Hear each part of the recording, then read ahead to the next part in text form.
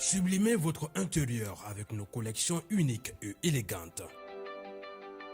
Chez Ibi Home, nous transformons vos espaces en véritables havres de confort et de convivialité. Découvrez notre collection exceptionnelle de meubles pensés pour chaque moment de votre vie. Des tables à manger conviviales, idéales pour rassembler famille et amis, au salon haut de gamme alliant élégance et confort, sans oublier nos chambres à coucher de qualité avec matelas offerts pour un repos parfait.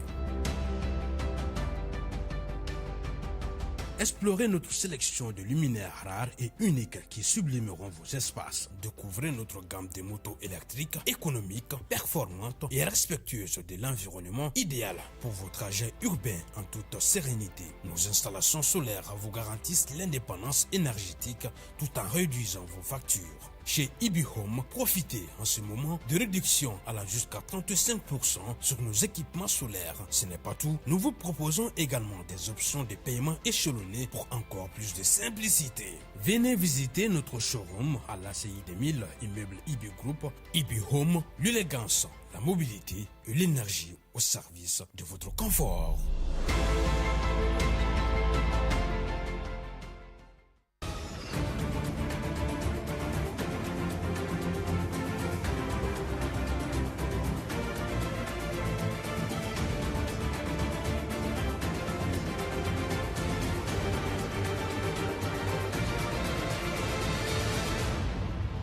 Association culturelle Soniké ale be labɛnw na ni waati na ka se ka marakakan tɔgɔla don kɛrɛnkɛrɛnlen ɲɛnamayali baaraw sigi sen kan ka se ka faamuyali caman sɔrɔ nin na Dr Abdurahmane Sila ale ye laseli caman kɛ Musa Ɲangi ale ka kuma bara la an bena mun yira aw la ni kunnafoniya ninnu senfɛ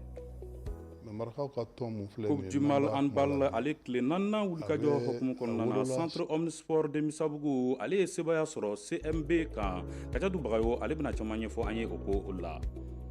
an balimaw nin de ye an ka kunnafoni bakurunbaw ye ka kɛɲɛ ni bi juma ye septembre kalo tile 26 san 2025 an bena mun walawala aw ye ni sisanda in na o kama an b'a fɔ k'aw bisimila Advance TV jabaraniso sanfɛ la i n'a fɔ an tun ye a fɔ aw ye cogo min na Association culturelle des Soniké du Mali ale be wulikajɔw la ka se k'a ka don kɛrɛnkɛrɛnlen ɲɛnamaya ni wulikajɔ ninnu bena sigi sen ka Centre international de conférence de Bamako la ka se ka faamuyali caman sɔrɔ anw ka ɲininikɛla ni o ye Musa Ɲangi ye ale taara ka kuma bara tɛngu Dr Abdurahmane Sila la yaasa ka faamuyali caman sɔrɔ nin ko ninnu kan an b'a ɲini aw fɛ aw ni ne an ka jɛn k'o lajɛ mais marakaw ka tɔn mun filɛ nin ye n'an b'a kuma la bi a wolola san min Mali la n'a tun dɔnnen don o ye 1946 ye quoi ka taa 1946 ma mɔgɔ fɔlɔ minnu tun ye tɔn fɔlɔ minnu sigi tɔn tilala ka ba faga kɔfɛ ka manda mais an bɛ hukumu kura min kɔnɔna na bi o kɔni tɔn kura mun ni statut kuraw sɛbɛnna n'a bɛ fɔ a ma ko ACS Mali o kɔni o bɛ 2016 kɔnɔna de la o sigira sen kan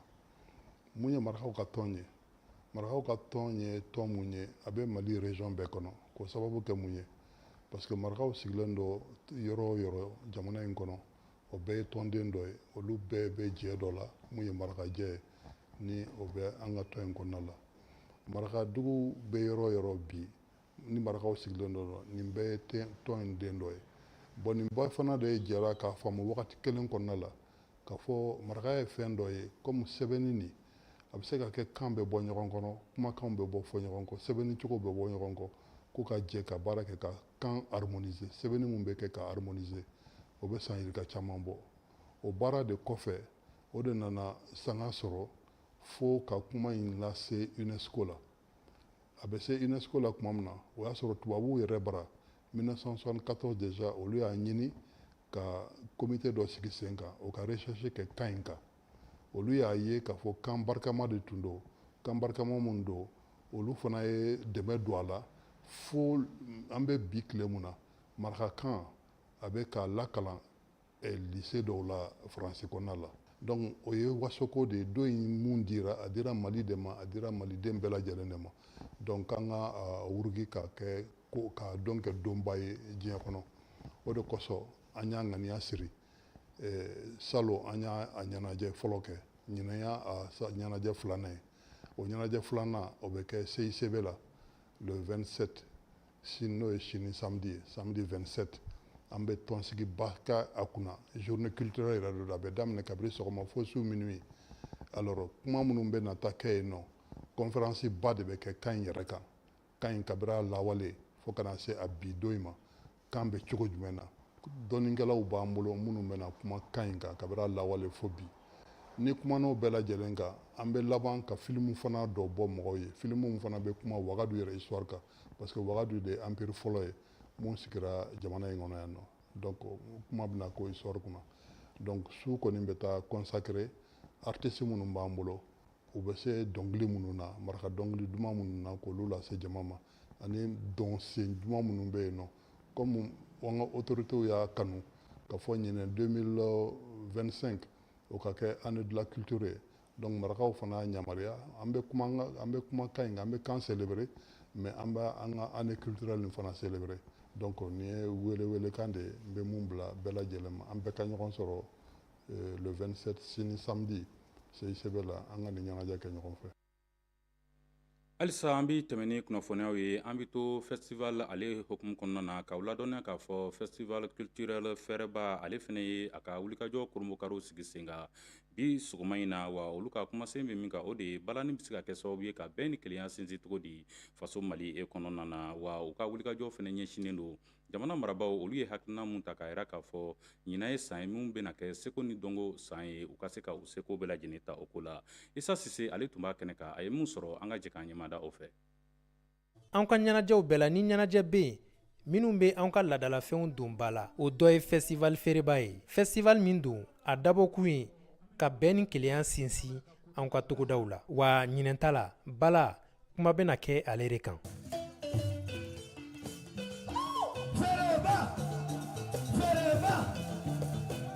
An bɛ yan cadre min kɔnɔ o de ye festival fɛrɛba ye fɛrɛba ye lajɛ ye n'a fɔ n y'a fɔ cogoya min na anw ka jamana kunun na ni kun taara dugu o dugu la i t'a sɔrɔ kɛnɛba dɔ de bɛ yen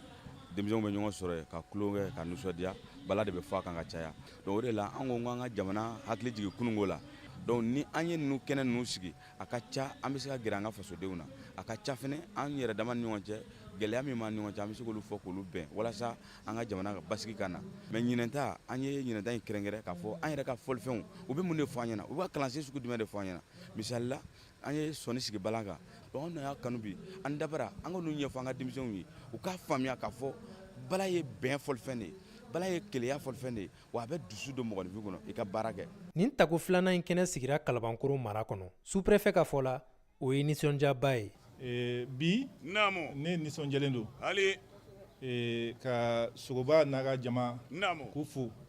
olu min ye ŋaniya siri ko ka na nin baara in kɛ anw fɛ yan Kalabankoro balani n hakili la a fɛn sigi kun ye mun ye ko balani jɔyɔrɔ jumɛn bɛ an ka bɛn na la paix chez nous an ka jamana ɲɛmɔgɔw ka laɲini ye mun ye an ka kɔrɔlen ko an ka segin u ma. Maaba caman tun bɛ kɛnɛ in kan i n'a fɔ CNT maaw kɛnɛ in denba ni denfa olu ka sewa jira. Balan jɔyɔrɔ ka bon kosɛbɛ an bɛ dabara fo an bɛ jeunesse fo Sogobaw fo. Tiɲɛna ne kɛra nin kɛnɛ in denbaya ye a diyara n ye fo k'a dama tɛmɛ parce que n ye kɛnɛ in denbaya sɔrɔ n dɔgɔkɛ de sababuya la min ye Dirisa Sogoba ye n'ale de ye ɲɛnajɛ in initiative ta k'a fɔ ko a bɛna balani sigi an ye ka balani ɲɛfɔ an ye an ka se ka balani cogoya faamuya. Kumasen min taara ɲinɛ o de ye bala jɔyɔrɔ bɛn sinsinli la bi fɛrɛba kɛnɛ kan fɛn caman bɛna yira filɛlibagaw la i n'a fɔ jɔnjɔnw dili barow bala kan fo ka taa se balani show ma. hali bi an bɛ taa ni kunnafoniya ye nin waati na farikolo ɲɛnajɛ kunkanko kibaruyaw la k'aw ladɔnniya k'a fɔ Coupe du Mal handball ale tile 4nan wulikajɔw sigira sen kan kununko alamisa septembre kalo tile 25 san 2025 stade Mamadou Konate la musoman kunda centre homme sport de Misabugu ale ni centre Maïga Bazi ye ɲɔgɔn sɔrɔ o kɔfɛ cɛman kunda centre homme sport de Lafiabugu ale ni sigida 6nan cɛmanw ye ɲɔgɔn sɔrɔ ntolantan ninnu kuncɛra min na Kajatu Bagayo ale bɛ olu ɲɛfɔ an ye.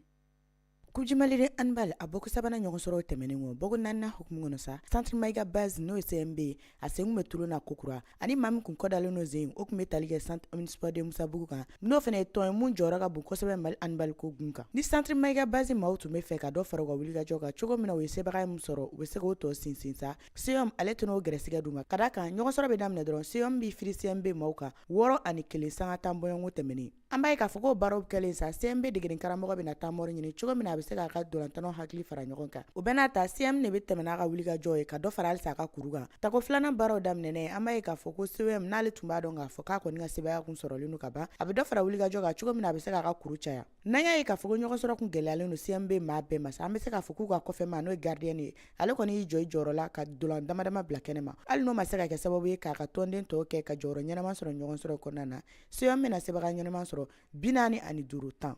an bɛ se ka na a bɛ dépend u de la ni ne y'u sɔrɔ a mɛn waati n bɛ se ka score ta mais ni m'u sɔrɔ a mɛn n tɛ se ka score ta n'i y'a mɛn ko entraîneur joueur de don mais ni joueur tɛ yen entraîneur tɛ se ka gagner ale ka kɔrɔfɔ tɛmɛnen kɔ CM degeden karamɔgɔ ka fɔ la an bɛ wagati min na ko sisan ni kɔni olu ka rythme sɔrɔlen de donc n y'a f'u ɲɛna u ka jeu u ka dusu ta ka jeu parce que hali ni baara kɛra ni dusu tɛ u kɔnɔ ka jeu o ye problème de donc je pense que consigne minnu dir'u ma motivation minnu kɛra k'a ɲɛsin u ma donc u ye a bɛɛ ta en compte inchallah ni y'a daminɛ ne n'an fɛn fɛn bɛnna sa an b'o terrasser ka tɛmɛ cɛlakaw ta fanfɛla la sa ni bogo naaninan ye hukumu kɔnɔ sa commune 6 ko kura ani maa min tun bɛ ɲɔgɔn na u bɛ tali kɛ centre omnisport de Lafiyabugu n'an k'ale ma ko COL n'a ye k'a fɔ ko commune 6 ka ɲɔgɔn sɔrɔ laban ma se ka kuncɛ ka d'a kan courant tigɛla stade Mamadu Konate la sa ko Sidi n'a ka cɛdenw tun bɛ fɛ ka ɲɛda kura jira walasa k'a jira k'a fɔ ko u ye filani min sɔrɔ dolantan tɛmɛnenw na o kɔni tun tɛ fɛn ye maaw ma sigi ni mun ye o la ɲɔgɔn sɔrɔ bɛ daminɛ an b'a ye k'a fɔ ko wulikajɔ bɛ bonya tɔn fila bɛ ni ɲɔgɔn cɛ wa u bɛ kuru don ka tugutugu ɲɔgɔn na fɔ ɲɔgɔn sɔrɔ bɛna taa kuncɛ ni filani bira 27 ani 27 ni bogo naaninan ɲɔgɔn sɔrɔ tɛmɛnenw an bɛ se k'a fɔ k'an bɛ wagati min na ko sisan classement ko ta fanfɛla la sa danfaraw bɛ kan ka kɛ ka d'a kan jɔyɔrɔ 4 fɔlɔ cɛw ta fanfɛla la ani musow ta fanfɛla la olu bɛna qualifier ka taa demi-finale la o la jɔyɔrɔ fɔlɔ ni jɔyɔrɔ sabanan bɛna ɲɔgɔn sɔrɔ jɔyɔrɔ filanan ni jɔyɔrɔ naaninan bɛna ɲɔgɔn sɔrɔ walasa ka ni demi-finale tableau kofɔlen yɛrɛ kɛrɛnkɛrɛnnen dɔn an bɛ ɲɔgɔn sɔrɔ laban kuncɛli kɔnɔ n'o bɛ tali kɛ phase de poule ɲɔgɔn sɔrɔ labanw kan ayiwa nin de bɛ taa ni an ye jamana kɔkɔnko kibaruya hukumu kɔnɔna na Mamadu Jalo ale ye mun sɔrɔ o ko la an ka jɛ k'an ɲɛmada aw fɛ Nations Unies ka ɲɔgɔnnajɛba senfɛ farafina jamana ɲɛmaw u kɔni ye laseli kɛ k'a jira k'a fɔ farafina jɔyɔrɔ kan ka bonya kɛrɛnkɛrɛnnenya la ɲɛtaa siraw sabatili la fɔ ka taa se sanni feerew ma o waleya minnu filɛ nin o bɛna kɛ sababu ye walasa farafina yɛrɛ jɔyɔrɔ bɛ se ka lakodɔn diɲɛ gun kan ani fɛnɛ farafina bɛ se ka pilasi kɛrɛnkɛrɛnnen sɔrɔ conseil de sécurité kɔnɔna la min kɔnɔna la diɲɛ jamanabaw olu de ka kumakanw bɛ lamɛn yen nɔ nin waleya mun talen filɛ nin ye farafina jamana ɲɛmaw fɛ a b'a jira k'a fɔ ko sini ɲɛsigi o baaraw olu kɔni tɛ taa fo farafina sen ka don diɲɛ ɲɛtaa baaraw la Madagaskarikaw fɛ yen nɔ fɛn min ye maa dɔ wulila k'u ka nisɔngoya jira ka sababu kɛ kurantigɛ ani jitigɛ min bɛ u ka jamana kɔnɔna la o kɛra sababu ye finitigilakaw ka wulikajɔw sabati walasa ka se ka nin maa ninnu cari cogo min na nin waleya ninnu kana kɛ sababu ye ka mankan na wuli jamana kɔnɔ hali n'o y'a sɔrɔ jamana ɲɛmaaw ye sariya ta walasa ka se ka bali kɛ bɔliw la sufɛlaw la ni maa ninnu kɔni y'a jira k'a fɔ olu kɔni bɛna wulikajɔw sabati walasa fɛn min ye u ka laɲiniw jiko ani kuranko la o bɛ se ka sabati Madagascar ale dugu kɔnɔna la bɔlɔkan sira yurukuyuruku fo ka taa se bingani walew ma n'a bɛ wele cybercriminalité Interpol y'a jira k'a fɔ maa 260 olu de kɔni minɛla farafinw na minnu ka waleya talen don ka yurukuyuruku kɛ bɔlɔlɔ siraw fɛ o baara ninnu kɔni b'a jira k'a fɔ fɛn min ye kulu caman olu kun sigilen don nin waleya jugu in kɛli la farafina kɔnɔna la nin wulikajɔ ninnu kɛlen filɛ nin Interpol fɛ o bɛ kɛ sababu ye ka dan sigi fɛn min bɛ tali kɛ bɔlɔkan siraw yurukuyuruku olu baaraw kɛlɛli la fo ka taa se bingani wale minnu bɛ ta ka musolakaw sɛgɛrɛ ani bagabagalikanw ni ka fu siri olu dan na Gianni Infantino n'ale ye FIFA ɲɛmaa ye jɔnjɔn taara ka da ale ma fɛn bɛ tali kɛ Global Citizen Atlantic Council olu ka ɲɔgɔnnajɛ tako 4nan na New York jamana kɔnɔna la a yirala k'a fɔ nin cɛba in a jɔyɔrɔ bonyara dolantan ale sira kan o kɛra sababu ye ka ni jɔnjɔn in ta ka d'a ma walasa a ka baarakɛlaw dolantanko sira kan ni ka olu waleɲuman dɔn An balimaw i n'a fɔ aw yɛrɛ y'a faamuya cogo min na nin de bɛ dansigi an ka bi kunnafoniyaw la an bi aw bɛɛ fo k'aw waleɲuman dɔn a ka filɛliko ɲuman na ka ɲini aw fɛ a k'aw suwalen to Alliance TV la wasa b'aw ye jabarani ko la.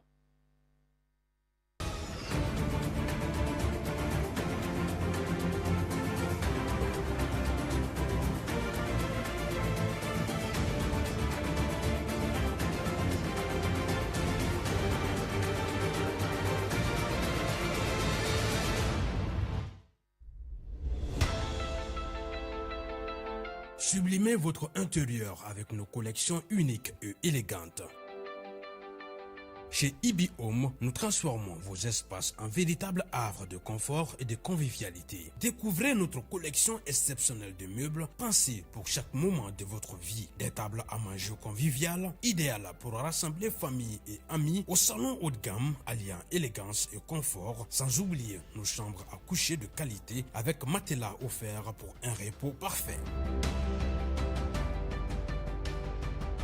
Explorez notre sélection de luminaires rares et uniques qui sublimeront vos espaces. Découvrez notre gamme de motos électriques, économiques, performantes et respectueuses de l'environnement, idéales pour vos trajets urbains en toute sérénité. Nos installations solaires vous garantissent l'indépendance énergétique tout en réduisant vos factures. Chez Ibi Home, profitez en ce moment de réductions allant jusqu'à 35% sur nos équipements solaires. Ce n'est pas tout, nous vous proposons également des options de paiement échelonnées pour encore plus de simplicité. Venez visiter notre showroom à l'ACI 2000, immeuble Ibi Group. Ibi Home, l'élégance, la mobilité et l'énergie au service de votre confort.